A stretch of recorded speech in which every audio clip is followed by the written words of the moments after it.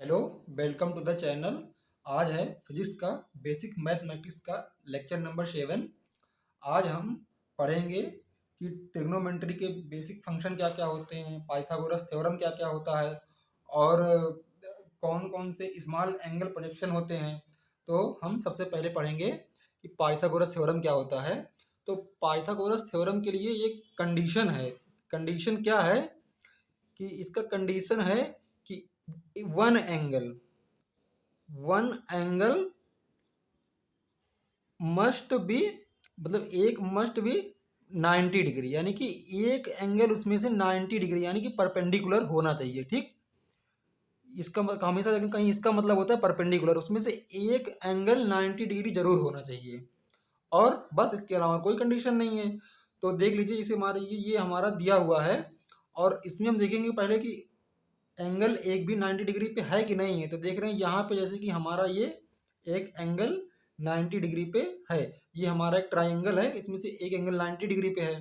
तो सबसे पहले हम इसमें ये पहचानेंगे कि बेस क्या होता है, हाइपोटेनस क्या होता है और क्या परपेंडिकुलर क्या होता है।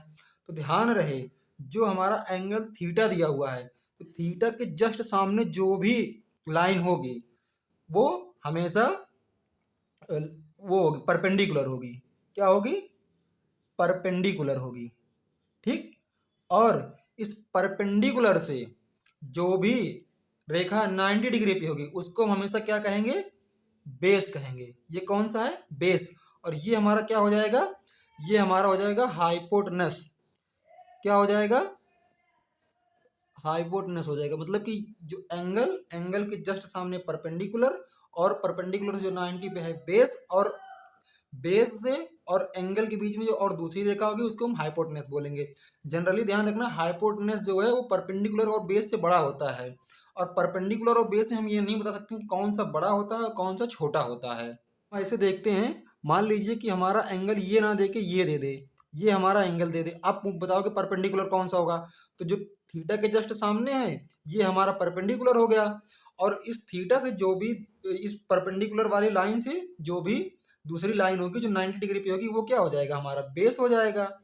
ठीक, और इस थीटा से बेस के अलावा जो भी रेखा हो जाएगी वो हमारी हाइपोटेनस हो जाएगी। ठीक, तो हम ये कभी ध्यान नहीं रखेंगे कि ये हमारा परपेंडिकुलर होता है, ये बेस होता है ना। ये थीटा पर डिपेंड करेगा कि कौन सा परपेंडिकुलर है कौन सा बेस है। तो हमारा जो पाइथागोरस थ्योरम होता है वो कहता है कि हाइपोटेनस का स्क्वायर बराबर परपेंडिकुलर का स्क्वायर प्लस बेस का स्क्वायर। ये होता है हमारा थ्योरम। पढ़ने जा रहे हैं कुछ बेसिक ट्रिग्नोमेट्री, जैसे कि क्या होता है कि साइन थीटा बराबर क्या होता है? ये हमारा हो गया बेस, ये हमारा हो गया परपेंडिकुलर, और ये हो गया हमारा हाइपोटेनस। तो साइन थीटा जो होता है वो होता है परपेंडिकुलर अपॉन हाइपोटेन्यूस। ठीक, और जो कॉस थीटा होता है, कॉस थीटा होता है वो होता है बेस अपॉन हाइपोटेन्यूस। ठीक, और जो टेन थीटा होता है, टेन थीटा क्या होता है? परपेंडिकुलर अपॉन बेस होता है। और ध्यान रहे, जो टेन थीटा बराबर होता है वो हमेशा टेन थीटा बराबर होता है sign theta upon cos theta. क्या होता है? Sign theta upon cos theta. अच्छा, एक बार हम इन दोनों के वैल्यू रख के देखते हैं क्या आता है कि नहीं आता है। देखिए, साइन थीटा बराबर क्या होता है? Perpendicular upon hypotenuse. क्या? Perpendicular upon hypotenuse. और कॉस थीटा क्या होता है? Base upon hypotenuse. यहाँ क्या लिख देंगे? Base upon hypotenuse. तो ये से ये कट गया, क्या आ गया? Perpendicular upon base. तो यानी कि जो हमने लिखा है कि tan थीटा बराबर sine theta upon cos theta होता है, ये बिल्कुल सही है। हमारे बेसिक मैथ में कुछ एंगल ऐसे डिफाइन किए गए हैं, जैसे कि 37 डिग्री और 53 डिग्री। इसमें हमें साइन और कॉस थीटा की वैल्यू निकालनी होती है। तो अच्छा, हमको आपको पता होगा जो ट्रायंगल का सम होता है ना, इन तीनों का, इसका और इसका और इसका, हमेशा सम कितना आता है? 180 आता है। कितना आता है? 180 आता है। ठीक, और हमको पता है कि पाइथागोरस थ्योरम कब लगाते हैं? जब हमारा एक एंगल 90 हो। तो हमारा एक एंगल क्या हो गया? 90 हो गया। प्लस अगर मान लीजिए हमें एक एंगल कितना दिया हुआ? 37 दिया हुआ है। ठीक, तो जो अगर यहाँ पे 180 है, यहाँ 90 या 37 है, तो यहाँ हमें अपने आप पता हो जाएगा कि जो तीसरा वाला एंगल है वो 53 होगा, क्योंकि जब इतना तीनों जोड़ोगे तभी 180 होगा। ठीक, अब मान लीजिए हमें इसको दिया हुआ है 37 डिग्री, कितना 37 डिग्री दिया हुआ है। तो हमेशा ध्यान रहे अगर यहाँ 37 है तो इसके सामने क्या वैल्यू आएगी, 3 आएगी, ठीक। और यहाँ पे क्या आ जाएगी, 4। अब पाइथागोरस थ्योरम से निकाल लेंगे तो ये जो वाली वैल्यू आएगी ना, ये 5 आएगी, ठीक है। और ये जो हमारा एंगल कितना हो जाएगा, 53 हो जाएगा।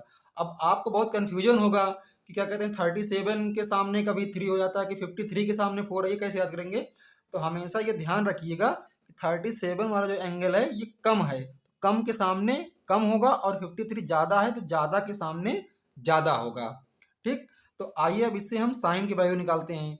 तो साइन थीटा बराबर क्या होता है, परपेंडिकुलर अपान हाइपोटेनस। तो ये परपेंडिकुलर क्या है हमारा, 3 है, अपान हाइपोटेनस क्या है, 5 है। तो ये साइन, और हम निकाल किसके रहे हैं, 37 की, यानी कि साइन 37 बराबर क्या होता है, 3/5। इसी प्रकार से क्या हो जाएगा, कॉस 37 कितना हो जाएगा, क्या होता है, बेस अपान हाइपोटेनस, यानी कि 4/5 हो जाएगा। और टेन 37 बराबर क्या हो जाएगा कि ये परपेंडिकुलर अपान बेस, यानी कि 3/4। अब ऐसे ही हम 57 का निकाल लेंगे, क्या हो जाएगा, साइन 53 का, साइन 53 बराबर क्या हो जाएगा, अब ये एंगल है तो अब इसके लिए परपेंडिकुलर क्या हो जाएगा, ये हो जाएगा, और ये बेस हो जाएगा, ये तो हाइपोटेनस ही रहेगा। तो साइन 53 बराबर क्या हो जाएगा, परपेंडिकुलर अपान हाइपोटेनस, क्या हो जाएगा, 4/5।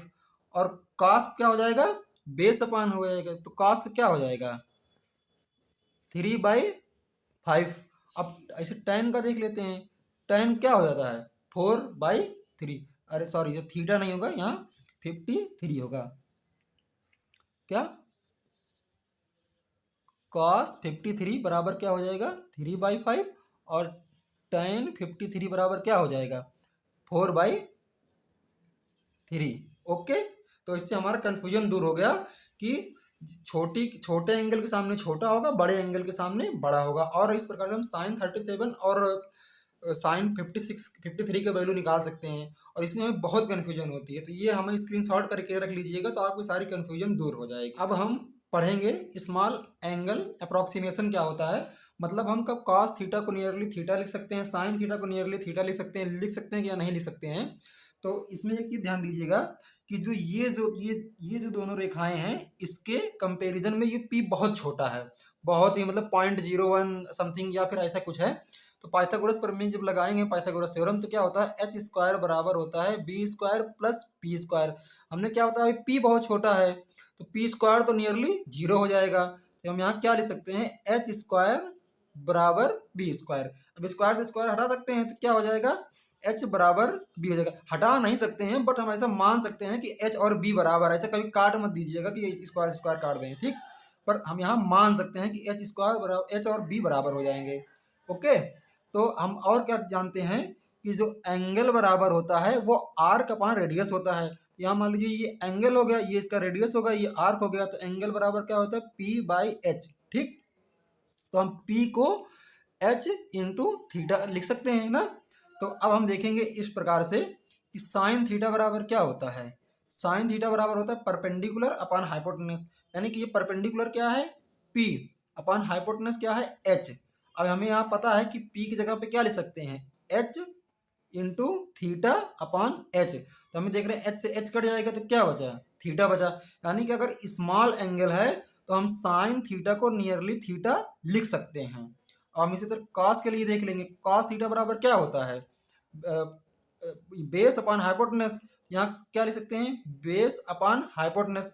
अभी हमने देखा कि जो बेस और हाइपोटेनस लगभग बराबर होते हैं, तो हम इसको क्या काट देंगे तो क्या आ जाएगा, 1 आ जाएगा। तो यहाँ पे हमें क्या देखने को मिला कि साइन थीटा तो नियरली थीटा होता है, पर अगर कॉस थीटा है तो उसकी वैल्यू में से क्या आ जाएगी, 1 आ जाएगी अप्रोक्सीमेशन करने पे। और इस तरह से हम tan थीटा देख लेते हैं।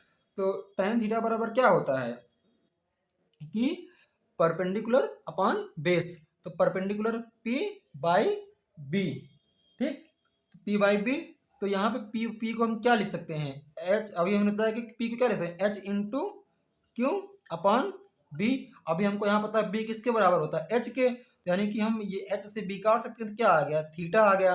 यानी कि साइन थीटा थीटा हो रहा, टेन थीटा थीटा हो रहा, बट कॉस थीटा जो है वो स्मॉल एंगल में 1 आ जाएगा। तो आइए हम इसको हम समराइज कर लेते हैं। तो समराइज करने पे क्या हो जाएगा कि जो साइन थीटा होता है वो लगभग क्या साइन थीटा वैल्यू कितनी आ जाती है, थीटा आ जाती है, और जो कॉस थीटा होता है उसकी वैल्यू 1 आ जाती है, और जो टेन थीटा होता है इसको अप्रोक्सीमेशन करने पे क्या हो जाता है, थीटा हो जाता है। तो आई होप आपको वीडियो अच्छा लगा होगा। मिलते हैं किसी नेक्स्ट वीडियो में, तब तक के लिए थैंक यू। जय हिंद, वंदे मातरम।